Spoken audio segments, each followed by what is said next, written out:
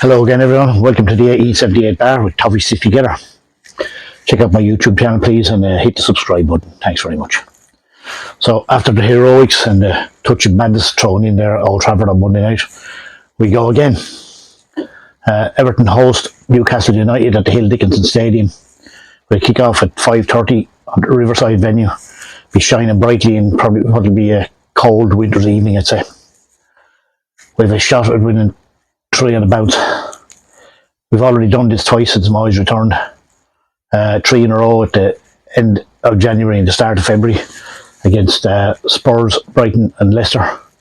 And then in May there was 2 away wins against Fulham and Saturday's opponents Newcastle, and a victory at home over Southampton in between those. These sides are fairly well matched now. They've played each other 171 times in all competitions. Everton have a slight numerical advantage with 69 wins to Newcastle's 66. The rest, of course, were draws. Newcastle have only conceded 4 first-half goals in the Premier League this season, and they're the only side yet to concede in the opening 30 minutes of any game. Now, Jack Grealish, 36, and Bruno Guimaraes, 27, who won more fouls than any other player in the Premier League. But Newcastle's Dan Brown has conceded more fouls than any other defender. So hopefully Jack will be able to get a bit of a run at Bourne and engineer some promising set plays.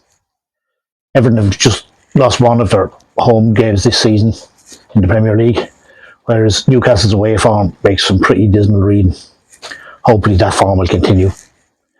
But out Monday night, the Ghana against and was something we don't see very often.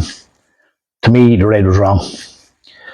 Law 17 covers a lot of incidents that can be deemed foul play, and part of it makes a point at striking someone in the face.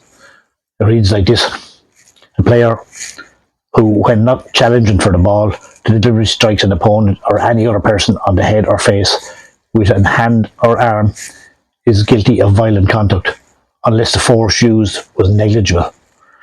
Now, the force definitely was negligible in my opinion. Now, if Ghana Gay had done that to an opposition player, he could be sure they would have hit the deck, akin to being shot by a sniper.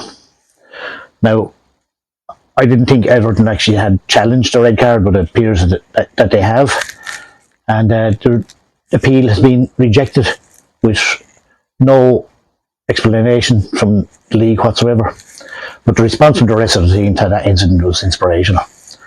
Man United saw their chance to turn up the pressure, and Everton had started the game way better than them, but to send it off, there was a few minutes when it looked like we might be in trouble. But a wonderful passage of play coming up to around the half-hour mark resulted in that magnificent strike from Dewsbury Hall.